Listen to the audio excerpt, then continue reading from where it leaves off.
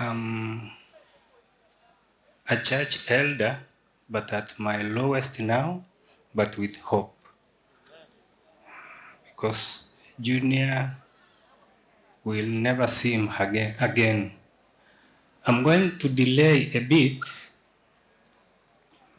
kwa mapenzi yetu kama familia kwa Junior, so tutadelay kidogo asizikwe kwa kuongea machache, because tukimaliza tu ni kuenda na kumzika na hatutamuona milele. I'm going to ask my last born daughter akuje aongee, then my second born atasoma tribute, then Junior mwenyewe nitamuomba aongee na sisi, then na mimi nimalize. Mtatukubalia? Triza? So, I'd like to present a short speech. Today, as we gather to remember and celebrate the life faithfully, greatly, and well lived by our beloved Junior, our hearts are heavy with sorrow and grief. In times like this, we need a Savior, and so we turn to the timeless words of Scriptures to find solace, strength, and hope. One passage that brings us comfort and reassurance is found in 1 Corinthians chapter 15, verse 51 to 57. Here, the Apostle Paul speaks of a profound truth that offers us a message of hope and comfort even in the face of death. As we explore in this passage together, remember that it promises transformation, triumph over death, and gratitude for God's gift. This truth will guide us in understanding Paul's profound message of hope. May these words comfort our grieving hearts and remind us our eternal hope in Christ Jesus. In conclusion, today we have learned that death is not the end, but a transition to eternal life. To all of us who are mourning, may we find solace in the message of hope, assurance, and victory over death found in 1 Corinthians chapter 15, verse 51 to 57. Even in this time of sorrow, remember that God is present, offering His comfort and peace. Let us lift our hearts in prayer, asking for His peace to surround us and expressing gratitude for the gift of eternal life through Jesus Christ our Savior. Say amen. Thank you, Triza. Grandi. So I'm going to do the tribute. As we still can't believe that you are no more Junior, until the day we found out that you are no longer with us. You went to your second place of rest.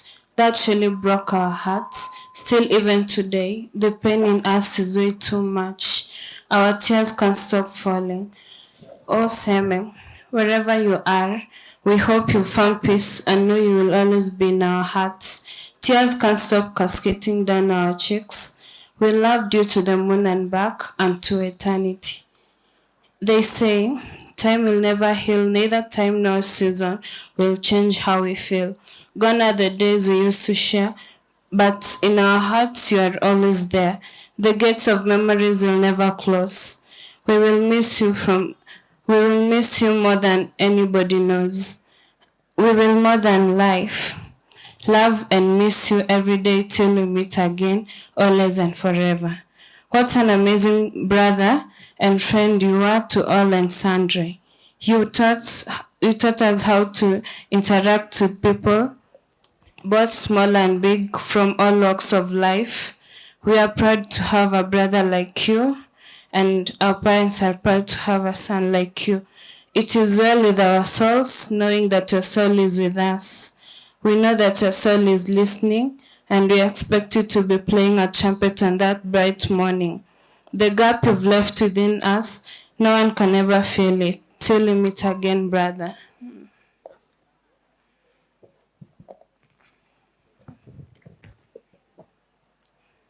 The birth and formative years. The late Evan Seme Mokandu Jr. was born on 19th September 2006. He was the firstborn child of Elder Eliud Mokandu Oboge and Evelyn Sarangi Ombaso, who was a loving brother to Anne Nyaboke Mokando and Chiza Mora Mokando. He was a grandson to Elder William Oboge Seme and Joyce Mora Oboge of Manga Settlement Scheme, and Elder Nehemiah Ombaso and Mary Ombaso of Kenyanya, Wumachoge Borabu. A great-grandson to the late Naxon Seme and the late Helen Nyaboke Seme, nephew to Dillon Simba, Karen Nyakundi, Annette Omwenga, Posibori, Elijah, Peter, Ruben, Emily, Eunice, Cecilia, among others. Cousin to Humphrey, Levis, Mokeira, Alan, Aurelia, Evans, Gloria, Chantel, Gilson, and others. My brother was initiated on the year 2015. Seme Junior started his education in the year 2009 at Joema Academy in the late and later joined Kisii Campus Primary, proceeded to Precious Hope Academy, where he sat for his KCPE in the year 2021, passed very well and joined Kisii National High School in the year 2022. So in the school life of Junior, when he joined Kisii High School, he was an active member in the school choir, scouts, usher, and a leader in different departments. He was also in the school band and mostly specialized in playing the trumpet. His Christian life. Junior grew up in Seventh-day Adventist home. He was an active member of the Pathfinder group and later ambassadors. He was baptized in the year 2020. Health, sickness, and demise. Junior enjoyed good health until June 2023 when he felt unwell and was admitted at Nyanchwa Mission Hospital and was later discharged and went back to school. Later felt unwell and was taken to KTRH, Oasis, then to Care and Cure Hospital where he was diagnosed with tonsillitis and given medication. In December 2023, he again felt unwell and was taken to Moi Teaching and Referral Hospital and later to Tenwek Hospital for further examination and treatment. Junior has been well since then until 17th June 2024 when the icy hand of death had landed on him. I greet you all. Indeed, it's a sad moment whereby we are reading a tribute of our beloved.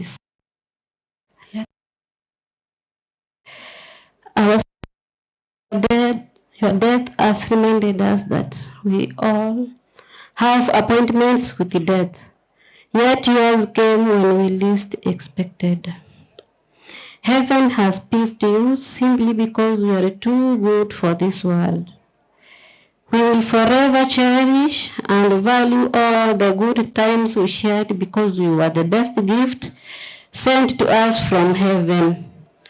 We are grateful to God through you. Our family is united with strong bonds of love. Rest in the Lord, our dearest Son, as we dearly hold on to the hope that we shall meet on that beautiful shore. Yeah, before I speak, I'm here with my first elder, Nyankongo Church, ambao wamefanya mengi kwetu. So, as I regain, please. Naomba kuwasalimu tena, mjambo. Ni nyakati zingine ngumu sana, lakini tunamshukuru Mungu kwa sababu ya mapenzi yake. Ndugu Eliud na familia yake. Eliud ni one of us. Among the 9 elders we have in the church is one of them. Elder is in charge of so many things in our church.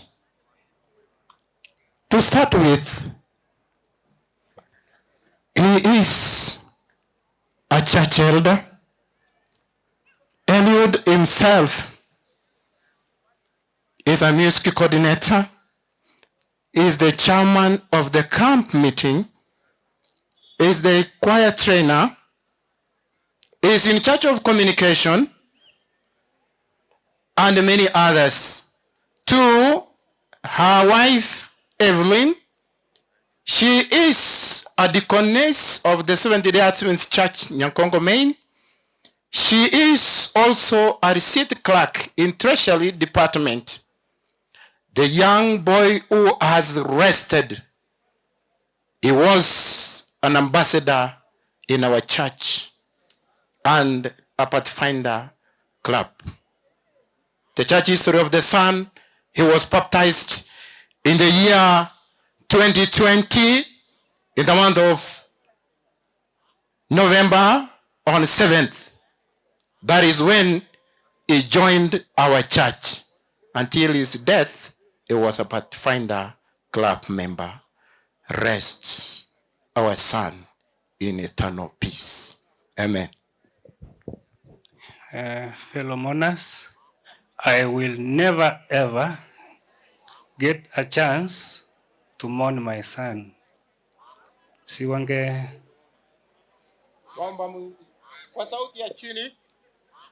We have a son here that we are raising. Nimpe nafasi pia ongea. Our God is good and all the time. Ni nyakati ambazo ni ngumu sana, lakini kupitia kwa neno la Mungu ambalo Mungu alitupa ili liweze kutuongoza, we never doubt the word of God. Mungu anaposema ya kwamba msilie, anayo maana kusema ya kwamba tusilie. Anajua ya kwamba tunayo machungu sana katika mioyo yetu, lakini wakati ambapo Mungu anatuambia ya kwamba do not marvel at this, for the hour is coming when those who died in Christ shall rise first. Wale ambao walikufa wakiwa na imani kwa Kristo Yesu watafufuliwa. Tunajua ya kwamba ni magumu sana, ni machungu sana, lakini kwa imani ambayo tuko nayo kwa Mungu wetu, we believe and we trust in the living everlasting God we serve, that in that beautiful morning that is coming, we shall meet with our brother Evans.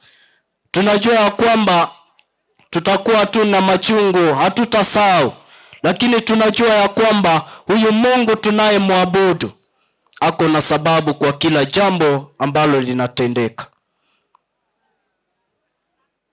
It was not an accident. Mungu ako na sababu. And that tutakuja kugundua kwamba Mungu alikuwa na sababu kwa lile ambalo limetendeka.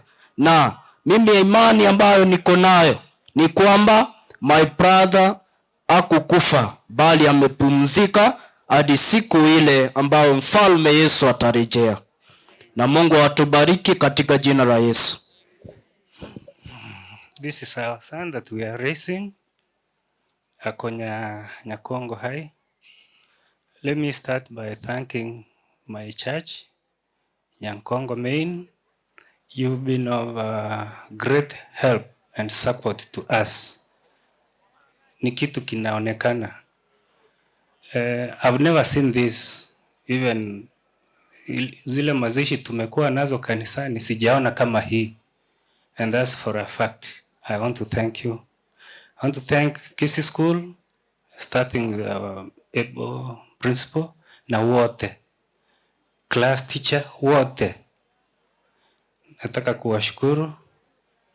Unfortunately, I'll not come to Kisi School to see my son. But as principal promised, I'll remain a parent. I want to thank Voice of Victory. Mmetufanyia mengi. Hata kama mimi ni mmoja wenu, but mmetufanyia mengi. I want to thank you. Watu wetu wa nyumbani hapa. Uncle will give that, but nimeona pia mimi niongee. Nilisema na delay kidogo tu, Junior asizikwe. Although I'll not, itabidi, because wanafunzi watarudi, kuna bandi, kuna mambo mengine yanaendelea. But I want to thank watu wetu wa nyumbani, familia ya Seme, familia ya Borabu wote, na I want to thank you. Now, as I said yesterday in Kisi School, there are two people I want to forgive here in honor of my son. My son hakutaka mambo mengi. Kama kuna shida, angetaka kurekebisha. So hata kama serikali watataka kufuatilia, kwangu mimi nimejiosha na sitaki. If they'll do that, ni wao. One, kuna yule amejiita baba wa mtoto wangu Junior, akatengeneza WhatsApp, amechangisha pesa. Sitataka hiyo pesa, lakini hata tumepata wakati tumeongea naye, anatuambia mtoto atazikwa kwenda huko chini. Wapi? Suneka on Friday. They are grieving, anataka tuwasaidie. Tulifuatilia mpaka tukampata ako Mwembe, hajui kama tumefuatilia hivyo, lakini mimi sasa nimejitoa na nimemsamehe na sitakumbuka. Mwingine ni one of the medias here ambao mko hapa tena saa hii. Sijui kila mtachukua leo, but mnafanya interview, mtu anasema vile anajua Junior, vile alikuwa anatumia inhalers since primary, ako na asthma, vile alikuwa na mambo mengi. Please don't do that.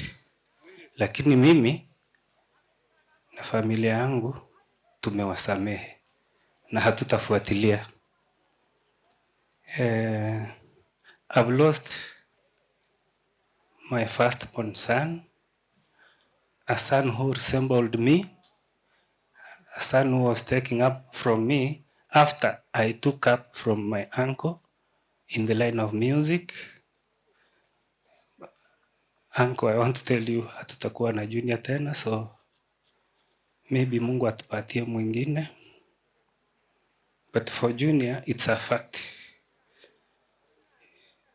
We've seen what he had, what he was doing. Lakini sasa hatutakuwa naye. I want to thank the choirs wengi wale mmekuja, mpaka wengine walikuja usiku wakalala huko wakaimba usiku wote. What I've realized, pastors, ukiwa mlevi utazikwa kiulevi na walevi. Ukiwa Christian utazikwa kikristo. Lakini ukiwa mwana wa Mungu, kila kitu ni unique. Niliongea na my son on Sunday. I was having a seminar na wenzangu. Then nikiona simu ya Kisi School, nikatoka nje nikampigia. Tukaongea, kanisalimia, nikamuuliza ulikuwa unasema aje? I was just checking on you. And by the way dad, happy Father's Day. Tukaongea mengine, tulimaliza vile tulimaliza, akasema sababu uko kazi ya Mungu sitaki kuendelea. Tukaachana. Only to be called asubuhi saa 10 na our principal, Elder umeamka, kuja Kisi School in 5 minutes. Nilikimbia huko. Tuliomba kwa ofisi yake, akatuambia mtoto ameaga. Tulienda tukamuona ameaga, amelala. Mtoto hakupigwa, hakuumizwa, hakusumbuka, alilala tu, akalala. Some students tell us alifika kwa dorm saa 5 akaomba. Alipoomba wakalala. So yeye akalala akaenda. So tulipomweka mochari, as we were coming up, tuliongea na my dear wife, tukasema hivi, sijui kama ni pain ilikuwa inatuongelesha, but tuliuliza Mungu hivi, ikiwa Junior atakuja mbinguni, ikiwa ni wako, tuonyeshe kwa mipango yake. Ikiwa smooth running na ikiwa nzuri, tujue Mungu ni Junior ni wako. Lakini kama hata kuja mbinguni, utuonyeshe. Iwe na shida, ndio tujue. Sasa ninawauliza, mnaona aje? I've never witnessed this small boy, a very small boy, lakini even after his death, amehubiri more. Tumeona maajabu, tumeona mengi after his death. Because nikiendelea kuongea sitamaliza. Let me say this to my wife.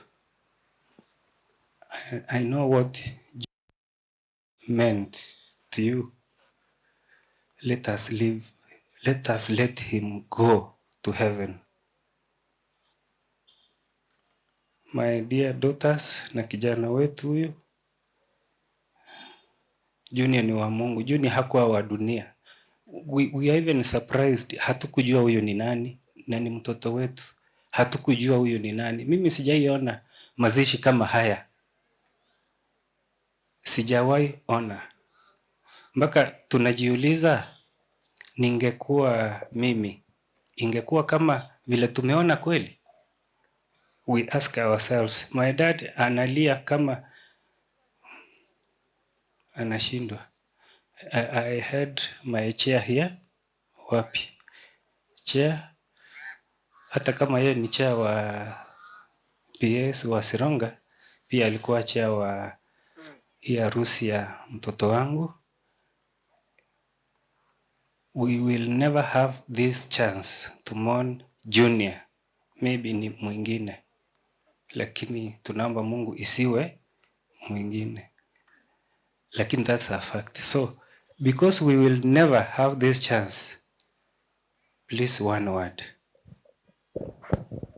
Thank you. God is good all the time. To my friend Eliud, Evelyn and family and the same family, may God continue comforting you. God will continue giving you strength. Asante sana wote kwa maombi na support. Kweli Junior was a servant of God. Thank you very much. Tuombe ili tuweze kumalizia hapo, kisha tunapokuwa tukiondoka, pastor utakuja utatupea ratiba vile ambavyo tutaenda. Basi tuombe. Our Father and our God, we want to thank you again. Thank you for this moment that you gave us to celebrate and to reflect upon the life of our departed son, brother, and our friend. Since morning we started this program, we have seen your hand. It has gone swift until almost it is approaching the Sabbath. As Father, we depart to home so that we can lay his body and the body will return to the ground. May the family see this and find hope beyond the grave. May you bless us is our prayer in Jesus' name. Amen. Tafadhali wale wa kutangulia familia waambie gari watapanda. Get to the point. Take a step forward.